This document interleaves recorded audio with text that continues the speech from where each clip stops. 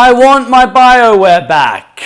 Now the reason I say that is because I saw an article from PC Gamer that was along the lines of cinematic BioWare style RPG is dead. And I massively disagree with that. The article goes on to talk about how like other RPGs have sort of come out and like with different styles and different mechanics that are very popular. And absolutely, I love all styles of RPGs. Whenever you're trying to think of one off the top of your head, it always kind of disappears. But I definitely don't think that BioWare's cinematic style of RPG is dead. And in fact, I think Dragon Age is going to only inform us of how much people are craving it and how much people want those BioWare games to return to the former glory that was BioWare at the end of Mass Effect 3. I've loved BioWare since like probably Jade Empire all the way up until Mass Effect 3. Somewhere in between that, EA brought them out and they started going more on, and that's when like they thought they could pivot to Anthem and the Destiny style game, which was, as we know in hindsight, a massive mistake. And they came back out with Andromeda 4, Mass Effect Andromeda, which I played that game 1 year after release, and they have fixed a lot of the bugs and stuff, but it still was lacking in so many ways, and a massive disappointment.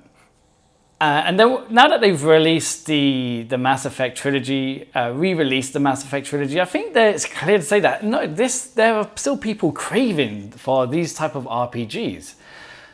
I know Cyberpunk is slightly different, but it's still in that similar vein of BioWare style. There were still like different choices you could make and different ways your character could communicate with people, as well as like building romantic love interest. It was first person, which tried to make it more obviously more like you're in there, as opposed to like when you're just watching cinematics, you're more separated. But I never felt so separated. I felt like my shepherd was very unique, and she had several shepherds, and I felt they was all unique from each other, even though like you're watching them in cutscenes in like full model scales in 3D.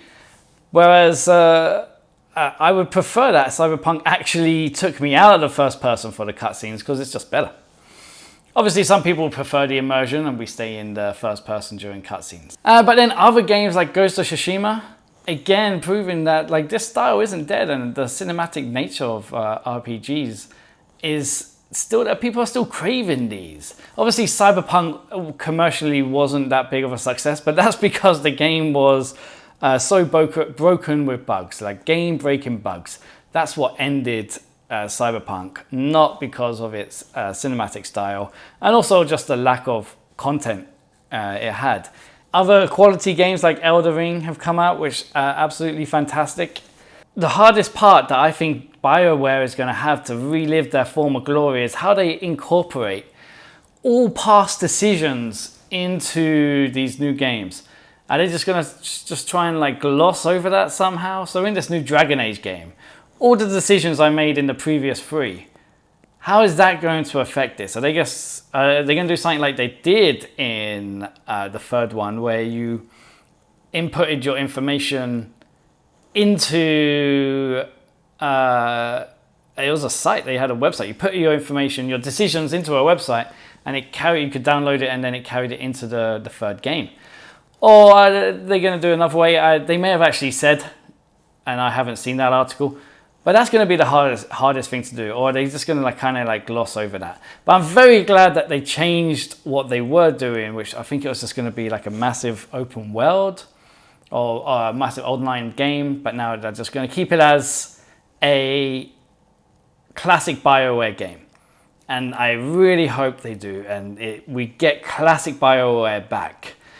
Everyone does want, like, say, Destiny money or Fortnite money, but it's too hard to how do you pull that audience away from those games and put them into yours? Because games were always taking audience from each other. You'd complete this game and then you go play another game. You complete that, you go play another. So people were always pulling audiences from other games.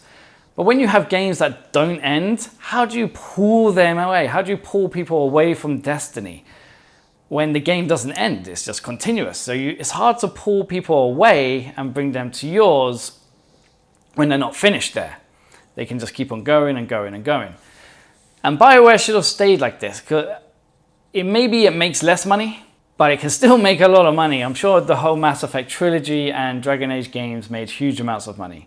So hopefully, and they brought back someone who had left a few years ago, an old BioWare team member. So hopefully bringing back some old school talent as well is going to give us back old school BioWare. Now, the people who initially created BioWare and when it eventually got sold to EA ended up making beer or something, which seems like that could have been probably a much better choice considering the way EA took BioWare. But hopefully now they're pivoting back to classic BioWare, where we can actually finally get some amazing RPGs.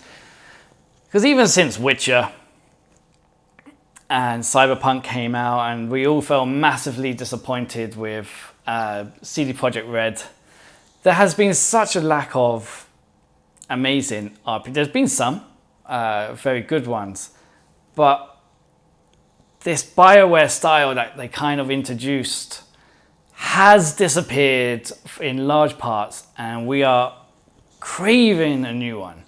And I have so much hope for Dragon Age and Mass Effect 4. Hearing that Mass Effect 4 is in the pre-production stage and the people working on Mass Effect 4 have been pushed over to help finish the new Dragon Age, and then they'll just all come back to get Mass Effect going again.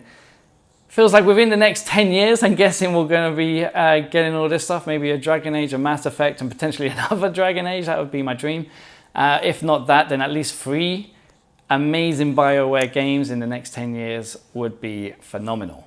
One of the things that really makes these games, if they were to have died and people didn't want these anymore, which I don't believe, is because of the way they went. They are massively bug-filled games.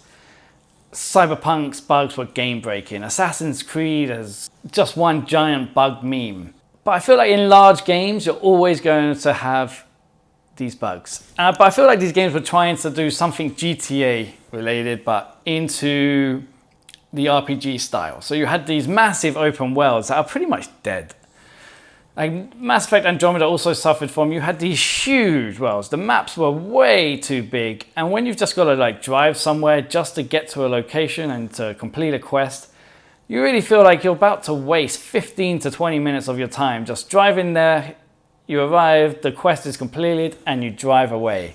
Pointless quest, nothing to it, and a waste of your real world time as you're just driving around. Witcher 3 kind of solved a few of these problems by having interesting question marks, where a lot of these question marks would be some sort of monster that you had to fight.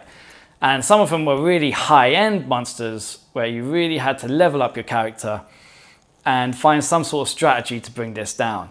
If they can make these worlds smaller but more interesting, they would be so much better. We don't need everything to be GTA level and Cyberpunk level, where you've just got these massive worlds that you can just roam, because they're just dead, they're empty, there's nothing interesting there. You can put some monsters in there like Witcher, which could be more interesting, but we don't need a huge, giant maps for these. Mass Effect 3, when we was roaming the Citadel, you could see the scale of the Citadel, but it was always contained. You could never go beyond certain doors. Doors just didn't open. What is dead in these games is, in my opinion, a massive world. When someone comes out and said, this map size is 3 times that of GTA 5. And I'm just like, oh man, then you're just like fast travel.